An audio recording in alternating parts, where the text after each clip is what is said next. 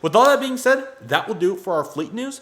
We will continue it into airline news now, as we have a lot of good stuff to cover here. So Alaska Airlines is going to push forward despite the pilot strike, and they're going to continue to keep working despite those issues. So as you guys may or may not know, there's been a lot of pilots that have not been very happy with the Alaska issues as of late.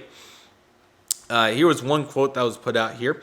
For years, we have been working towards a market-based contract with reasonable solutions that address rule works, scheduling flexibility, and career security issues for pilots other companies enjoy, not a strike. So pretty much they're referencing what's been going on over the last several years. And yeah, there's been a lot of people that were not very happy, approximately 3,100 pilots-ish, which is unfortunate. So that is quite a bit of Alaska's pilot base, and I really hope that they get the contract that they deserve, because it appears that they are not getting what they deserve, and I could be wrong on that, but from everybody I've talked to and from everything I've seen online, it appears to be that it's not been going too good. So yes, the strike's been very unfortunate. Hopefully they'll be able to get a reasonable contract. Again, it's kind of tough to speak on that since I'm not in the position to know what that would feel like, but I'm sure, from everything I've heard online, that's a huge number of people agreeing with that, so I would have to think that's pretty genuine. So those are my thoughts there, and yeah, very interesting for sure. So very, very interesting. Next in line, it's very interesting to see any consolidation is good consolidation, as the Sun Country president says that, as he is welcoming the Spirit Frontier merger. So it appears to be that he is a fan of that. That is Dave Davis. He's a fan of the merger there, so he had to say, any consolidation is good consolidation from our standpoint. I think that anything that limits capacity growth in the industry is a good thing. So we're pro-consolidation whenever the deal takes shape. So that's a very interesting statement. I honestly would think that he would be more on the growth side as a whole. But yeah, I guess he wants prices to go up, so I would think it would make sense. So yeah, and they're even thinking about Sun Country partnering up a little bit, which is going to be interesting. So yeah, the CEO, Jude Bricker, had to say, we are happy to report another profitable quarter. Very strong bookings and revenue unit trends, combined with solid cost control, drove our first quarter net income. Very nicely for Sun Country. These results came despite much higher than expected fuel prices and Omicron-driven headwinds earlier in the quarter. Omicron was a unit, man. I can definitely say that. So yeah, it's going to be very interesting to see how this merger will go down. I think we have another article coming up about it too. But it's just so interesting to see various people's opinions on it. And I guess Sun Country's president thinks that it would be good consolidation. But nevertheless, that's kind of where we're at there. So very interesting. And we'll see how much the U.S. sector of aviation continues to consolidate going forward. Amsterdam Schiphol issues promote KLM to suspend some ticket sales, which is very unfortunate. So I think they're just having a lot of issues at Schiphol Airport with various things such as the baggage handling and a shortage of staff, which became a real issue. So as a result, due to various delays, they've had to come back and work on this. So this is what we've seen on KLM's website. We're currently facing operational issues for flights departing from Amsterdam Airport Schiphol. These issues mainly occurred during the security check. Unfortunately, the waiting lines at the security check are much longer than usual, which strongly impacts the waiting time. So, I mean, yes. One thing for all this expansion that we're going to see is that we need additional resources to be able to do it. And unfortunately, there just hasn't been the adequate resources to do as such. So, yes, they've been trying really hard, but they just need to continue to be patient with it. They're trying to get more people to work on it and optimizing the flow and making it more attractive as an airport and trying to get flight planning going and all that fun stuff. So, it's definitely not that they're not aware, not taking precautions, but I mean, let's be honest, just a moment. Let's be honest. That right there that's got to try to be avoided if it can. So hopefully they'll be able to. Hopefully you guys can see that picture fairly well. But as you guys can see, that is a huge lineup right there of people. So hopefully they'll be able to get that going right there. But yeah, just seeing if there's anything else. Yeah, so that is what they got to do. Obviously, the travel's been booming as of late, so hopefully they'll be able to continue to push forward. So that's the plan at least, and we'll be eager to see how they're able to do that. So it'll be very interesting going forward for sure. It'll be really, really interesting. I just thought this was crazy. North Atlantic launches a $114 transatlantic fare to London Gatwick. We already talked about the route itself, so I won't go too far in depth, but just crazy to see that's going to be $114. That's just insane. So, I mean, I just compared to some of the routes I've been taking, it's just insane to see that that's going to be the price. And it looks like they're going JFK, London Gatwick, and then Oslo, which I think will be really good, but just insane to see that price. That is really, really cheap. So, if you're looking to fly on that route, that is a really good deal for it, and I recommend taking advantage of that. I mean, that's insane. So, but yeah, I'm excited to see how that's going to go. Most of those will be starting varying from June 14th all the way down to August 12th. So, very excited to see how that will progress. I think it's going to be great. Another Breeze topic is now they're celebrating 1 year of operations, which went really quick. So they took their first flight May 27, 2021, and we're already here to May 27, 2022. So it's so exciting. To mark the first birthday, they started using the Airbus A220 into San Francisco, which is very exciting. So yeah, we know Breeze. They've been doing so good. I definitely plan to maybe make some additional content talking about them because I really feel like they have huge potential going forward, which is just so exciting. So really excited. Some of their longest routes include Providence to Los Angeles, Westchester to Los Angeles. Obviously, these are going to be starting. Richmond, San Francisco, Charleston, San Francisco, Norfolk to Los Angeles, and the list goes on. So I'm very proud of Breeze's efforts. I'm really excited to see where they're going to continue to progress. I think they're going to continue to do a great job. U.S. Airlines mishandled over 1.9 million bags in 2021. So it's pretty unfortunate to see this, but honestly, one of the philosophies I've been talking about a lot lately is for 1,000 things that go right, one goes wrong. And I mean, there probably is a lot more bags that do not get mishandled, but it still seems like 2 million is a lot. So yes, in 2021, 1.9 million baggage items did get mishandled, which is very unfortunate. American Airlines had them quite a few of those. 466,000 apparently were lost, stolen, or damaged, that's incredible. That is a huge number. Southwest also had quite a bit, 369,000, and it appears to be that various other airlines were down the list. So, yeah, here we have a quote right here from, let's see, Gladysco Pava and Radical Storage, co-founder of Radical Storage, I apologize, CEO and co-founder, said, for many travelers, getting on a flight is one of the excitements before a vacation with friends and family. So to think that airlines have lost not taking care of people's property is a real shame, especially so given that 1.9 million sorry about that. Especially so given that 1.9 million bags mishandled last year were those travelers venturing across the U.S. to see family and friends since before the pandemic, but put a pause on travel. So a lot of revenues airlines are making from bag fees. So yes, very unfortunate. It also appears that Envoy Air had several of those bags, which was very unfortunate. So it's just crazy. I mean, hopefully they'll be able to get it back in track very, very soon. But it is 4.35 bags per 1,000 passengers. That's quite a few. So hopefully they'll be able to get back on track. But what can I say? It's just insane. It's a crazy concept, and not everything can go perfect. But hopefully they'll be able to keep working on it.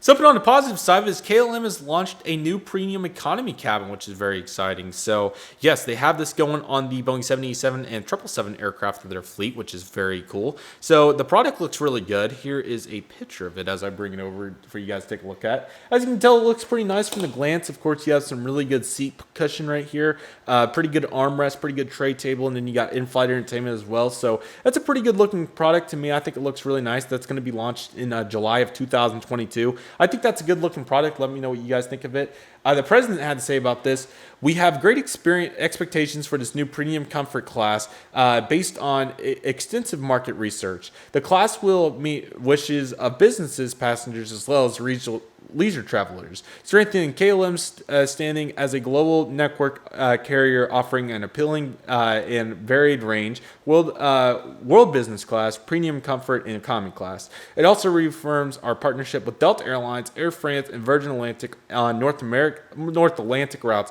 where we can now combine all products on the all routes. So that's really good for consolidation right there. Very, very exciting. Of course, these are nice late flight seats, and they have a really cool feet rest right there. So that's a really good looking comfort class. I think that'll be really good and will really be a huge benefit. A 13.3-inch screen for the IFE, which is really nice. And really good meal service there too. There's another nice little cushion right there and everything. So that's a good looking product. I think that'll be really good. It's going to be on 222, 333, 788, and 789 and 7810. So very nice. That is really, really good. So I'm excited to see how that will be. I think they'll do a really good job on that, and I think that will be a huge benefit to their portfolio. So very nice to see that right there, and really nice from KLM. So very, very good right there.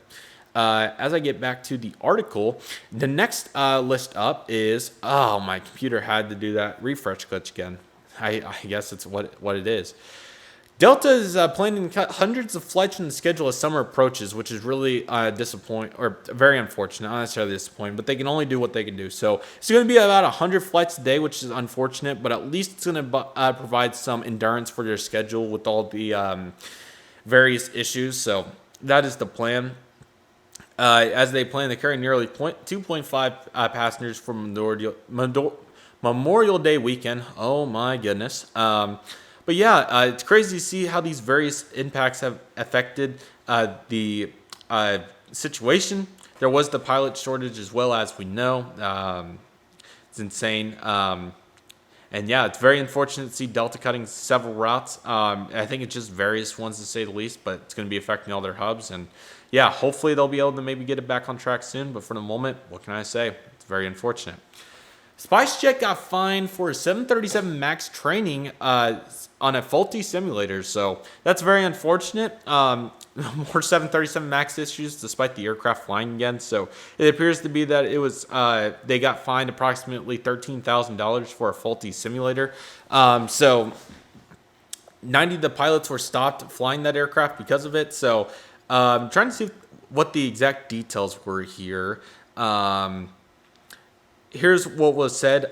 There was a missing malfunction inoperative for the B737 MAX diff shaker on the P2 co-pilot side. It had been inoperative since March 17, 2022. However, the simulator was being operated to conduct the returning the service for SpiceJet's pilot in violation of the rules. Yeah, I would kind of like to have that too. So it appears that, that's just a good reason that you got to stay up to date with what's going on, have everything logged in the books and all that fun stuff. So that's very tough, but that's tough. There's no other way to put it. So that's pretty crazy. But what can I say at this point? It's absolutely bonkers. So $250 million for the Spirit Airlines if Frontier bid falls over. It's a lot of money. But yeah, this has been a whole situation. Obviously, I'm kind of waiting for more concrete news to talk about this a little bit more in depth. But yeah, this has obviously been something that has been trying to go down for a while, but they're still trying to get the right opportunity to do it. Just scan through here to see if there's any major details. But yeah, it's a $250 million offer, as we've talked about. I'll be eager to see what they think about it. I think the meeting's going to be on June 10th for the shareholders, so we'll be eager to see what they go about this. I think they will be more in favor of it than the previous JetBlue opportunity. So I'm really eager to see how it'll unfold. Let me know what you guys think about it. It's going to be very interesting to see it. So very, very interesting for sure. American Airlines shares positive revenue forecast despite fuel concerns. So it's great to see American doing well because they've really struggled in the past. So it's really exciting to see American doing better despite the high fuel prices. Seeing if there's any big details. Severe weather during Q2 definitely didn't help, it appears. Here was one thing that was said from the American Airlines Chief Executive Officer, Robert Islam, of course, at the Bernstein Strategic Decisions Conference. There's the supply and demand imbalance right now, and it is really within the region carrier ranks. There's going to be cost pressure, and that will, I think, have an impact on our regional carriers and other carriers that rely on low-cost labor. Very unfortunate. American does plan to hire 2,000 pilots, though, which should be very helpful. And very excited to see how they'll do. They're comparing a lot of numbers still to 2019. So it's going to be very interesting. It's going to hopefully be a pretty similar summer to 2019, it seems, as well. Islam also said, "We have never seen a revenue environment like this, led by a domestic leisure business." He's exactly right on that. "I see an industry that has been more or less constrained and is now trying to size back up and is still facing those constraints. That revenue is offsetting some real cost pressures out there." I would completely agree with Islam on that. So Yeah, Americans just trying to get it back in the gas fully, and hopefully the gas prices don't affect them too much. So it's going to be very interesting to see that for sure. Mexican startup Airways looking to operate the regional Cessna flights, which is really exciting. So I think they're going to use the new Cessna aircraft. That would be the Cessna Sky Courier, I believe is the aircraft. So yeah, they're looking to start up here very soon. They're looking to get started between 2022 and 2025. The general director said, our goal is to cover 100% of the national territory with domestic flights and going beyond our borders by 2030. We want to be a sustainable airline and possibly impact the communities we will serve. So, yes, they're going to look to acquire a fleet of 14 Cessna Sky Courier aircraft with the capable for 19. So, I think that these will be really good. It's a very interesting market to start with such a small aircraft, but I think that they could definitely do it since it's going to be much more affordable, I would think. So, I'll be really excited, and I don't think there's quite an airline like this in Mexico because obviously you have airlines like Volaris, Aeromexico, and Vida Aerobus that kind of rule the community. So it's going to be very interesting to see a small airline like this, and this kind of reminds me a little bit of like Cape Air or Air Choice One. I think they could definitely serve that purpose in Mexico. So excited to see how Airways will do going into the future, and I think they definitely have a lot of potential going forward. So that's very, very exciting right there, and I think that they could really do good by that going into the future. And yeah, that will conclude it for our airline news. And that will now take us into we have one more article. Sorry, this one could go either way, I guess. But Air New Zealand CEO buys over $1 million in shares, which is crazy. Just to kind of put this in the last portion here of airline news, that's crazy to see. So he has a pretty big salary, it looks like. I'm trying to find the name for you guys. Greg Foran, I think is the name.